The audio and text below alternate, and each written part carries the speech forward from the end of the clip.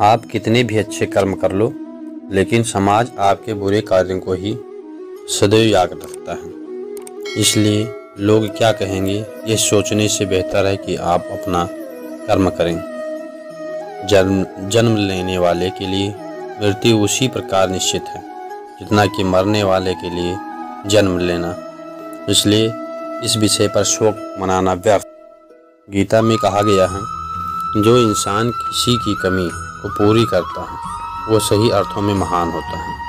तुम्हारे साथ जो हुआ वो अच्छा हुआ, जो हो रहा है वो भी अच्छा ही हो रहा है, और जो होगा वो भी अच्छा ही होगा।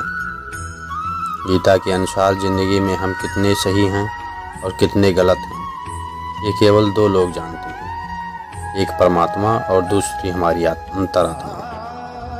जीवन का आनंद ना तो भूतकाल में है और ना ही भविष्य काल में है, बल्कि जीवन में बस वर्तमान जीने में ही है। जब तक शरीर है तब तक कमजोरियां तो रहेंगी, इसलिए कमजोरियों की चिंता छोड़ो और जो सही कर्म है उस पर अपना ध्यान लगाओ।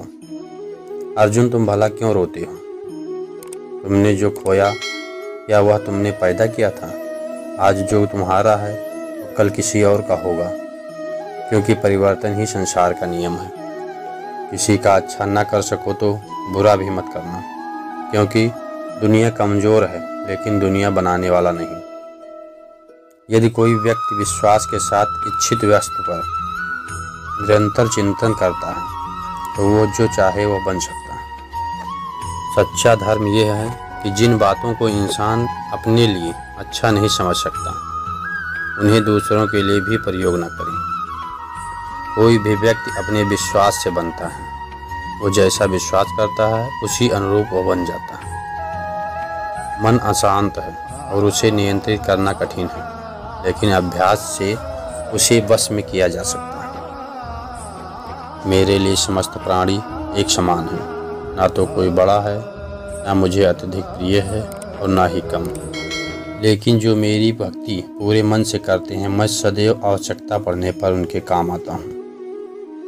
मन की शांति से बढ़कर इस संसार में कोई भी संपत्ति नहीं है। जो मनुष्य फल की इच्छा का त्याग करके केवल कर्म करने पर ध्यान देता है, वो अवश्य ही जीवन में सफल होता है। माफ़ करना और शांत रहना सीखिए, ऐसी ताकत बन जाओगे कि पहाड़ भी रास्ता देंगे। व्यक्ति को अपनी इंद्रियों को बस में रखने के लिए बुद्धि और मन को नियंत्रित रखना होगा। जो होने वाला है वो होकर ही रहेगा, और जो नहीं होने वाला है वो कभी नहीं होता। ऐसा निश्चय जिनकी बुद्धि में होता है उन्हें चिंता कभी नहीं होती।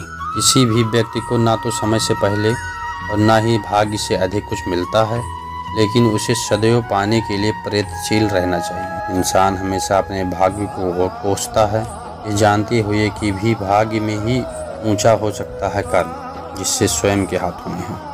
व्यक्ति को आत्मज्ञान के माध्यम से संदेह रूपी अज्ञानता को समाप्त करना चाहिए।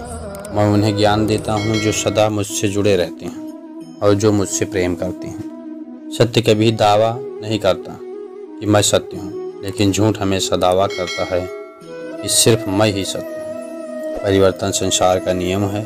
समय के साथ संसार में हर चीज़ परिवर्तन के इस नियम का पालन करती है। हालांकि मैं भूत, भविष्य और वर्तमान के तीनों चीज़ों को जानता हूँ, लेकिन मुझे वास्तव में कोई नहीं जानता। संयम, सदाचार, स्नेह एवं सेवा, ये गुण सत्संग के बिना नहीं आते। कोई भी इंसान जन्म से नहीं बल्कि अपने कर्मों से महान बनता है।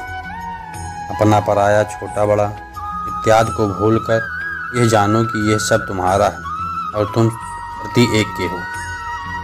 बिना फल की कामनाएं ही सच्चा कर्म है।